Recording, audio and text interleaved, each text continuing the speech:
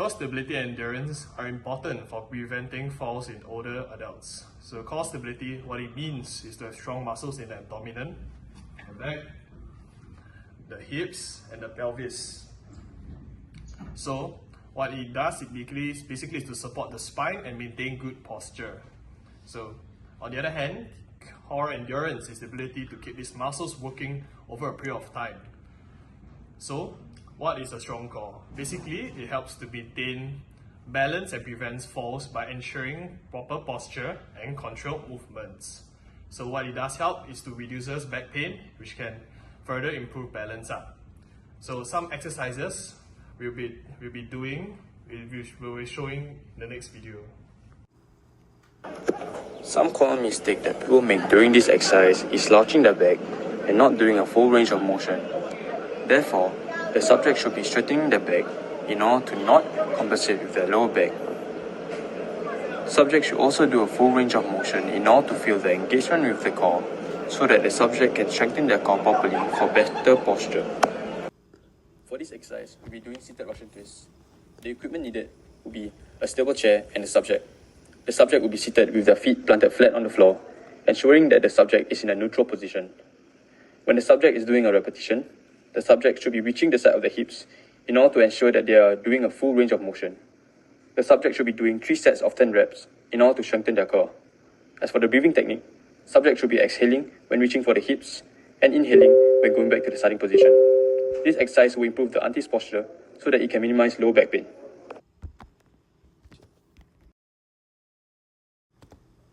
This is the improper form of performing the seated march. So avoid slouching or leaning forward during the exercise, and do not lift your knees too high or too low, as lifting it too high would cause a strain and lifting it too low wouldn't impact the muscles. So be cautious to not bounce or jerk your legs while marching, as it would affect the muscular gain by the muscles. So the do's and don'ts. So the first do would be to start slowly and gradually increase intensity to avoid injury, and also to listen to your body. If you feel any pain or discomfort, stop and consult a healthcare provider. So the two don'ts would be to overexert yourself and stay within your comfort zone, as well as not to hold your breath and maintain a... The exercise I'll be talking about is seated marching. Seated marching is a beneficial exercise that targets several key muscle groups in the lower body and core, making it ideal for elderly individuals.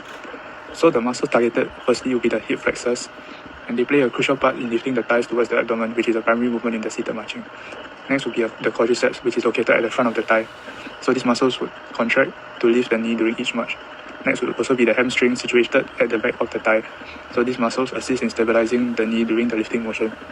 And finally, the core muscles, where it consists of the abdominal muscles and the lower back muscles engaged to maintain proper posture and stability throughout the exercise. So for this exercise, typically you just require a sturdy chair, and optionally you can have light ankle weights or resistance band to add on to the intensity. So as for the breathing technique, we encourage slow, controlled breathing throughout the exercise, inhaling through the nose and exhaling through the mouth. So demonstrating the proper form, firstly, sit upright with your back straight against the chair. Afterwards, lift your knees alternately towards your chest, mimicking a marching motion. Keep your feet flat on the floor during the movement and maintain a steady pace that is comfortable for you. So the repetitions and sets would be, you should start with 10 repetitions, whereby 1 repetition will count as lifting each knee up for 1 set. So we can gradually increase to 2 to 3 sets as strength and endurance improve. And you can do this exercise 2 to 3 times per week to allow for recovery and muscle adaptation. And once you're able to adapt to that, you can do this daily if you feel comfortable. For the bad postures such as slouching and touching the front of the knees instead of the sides would lessen the effectiveness of this exercise. Okay, for this exercise, it will be called standing side crunch. Firstly, stand straight with your feet placed together and look forward. With both arms by your side, slowly slide down sideways and aim to touch the side of your knees.